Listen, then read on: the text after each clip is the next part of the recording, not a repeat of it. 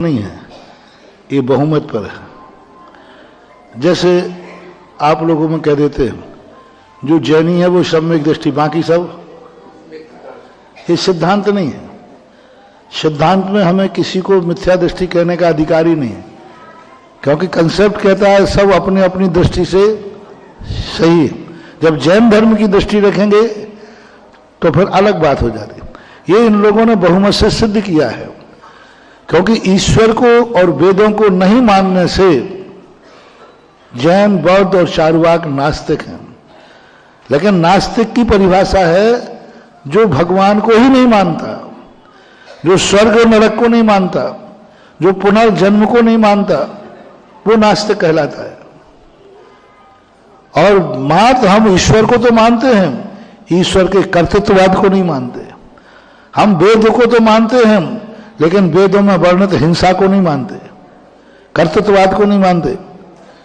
हम श्री कृष्ण को तो मानते हैं, लेकिन उनको उस रूप में नहीं मानते हैं कि उन्होंने इस प्रकार की परिणति की, लीलाएं की, ये किया वो किया। हम वीतरागी को मानते। हम रामचंद्र जी को तो मानते हैं, लेकिन उन रामचंद्र जी को जिन्होंने परम वीतरागी दिगंबर मुद्रा धारण करके मांगी तुंगी से मोक्ष प्राप्त किया। अब उस धनुष बाण और ग्रस्त अवस्था वाले राम को हम लोग भगवान के रूप में नहीं मानते, लेकिन राम को मानते। तो अब वो धनुष बाण वाले राम को माने तो आस्तिक है, और दिगंबर मुनि मुद्रा के बीच में राम को माने तो नास्तिक है। ये परिभाषा कहाँ तक उचित है? राम तो एक ही थे ना। वो कहते तुम उन राम को मानो जो धनुष बाण लिए हों। तुलसी मस्तक जब नवे तब धनुष बाण लो हाथ। और जैन दर्शन कहता है जैन दर्शन तब नवे जब पिछी कमंडल लो हाथ।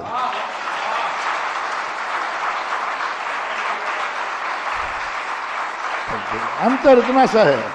अब इतना सा अंतर करने में तुम चाहे नास्तिक कह दो अपने आप को, धनुष बाण लो हाथ तब मस्तक जमेगा तो आस्तिक है, और वही राम जब पिछी कमंडल लेंगे तब मस्तक जमेगा तो नास्तिक है।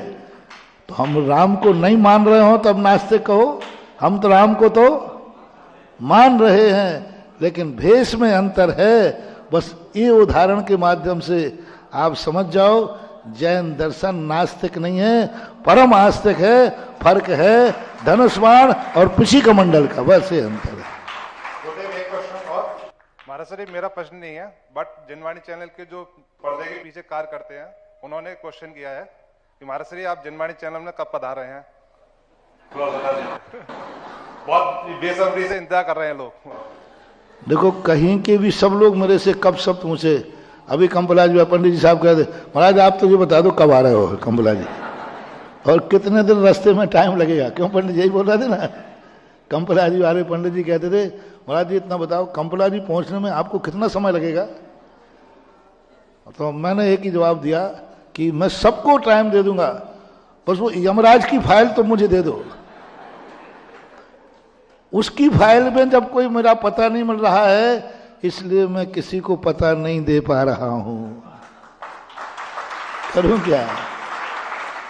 कर्म की फाइल मुझे दे दो कि कर्म मेरा किस समय कौन सा कर्म उदय में आएगा, तो फिर मैं तुम्हें भी पता दे दूंगा। अभी तो कर्म का ही पता नहीं है। साधु पद विहारी है, तुम्हें टाइम दे दे और कोई तकलीफ हो जाए तो, कोई विपरीतता आ जाए तो फिर क्या करोगे?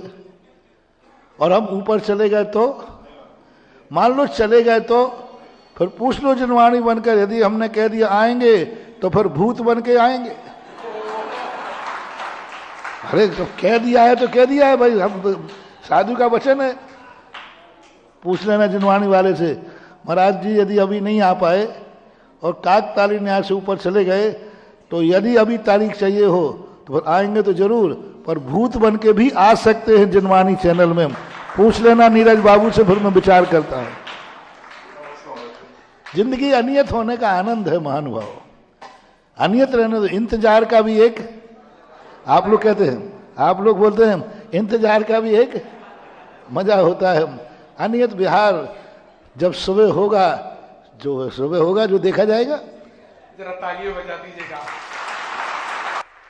क्योंकि अनियत विहारी शिष्य के गुरु के अनियत विहारी शिष्य हैं और वाकई किसी को नहीं मालूम कब कहाँ कैसे पहुंच जाएंगे।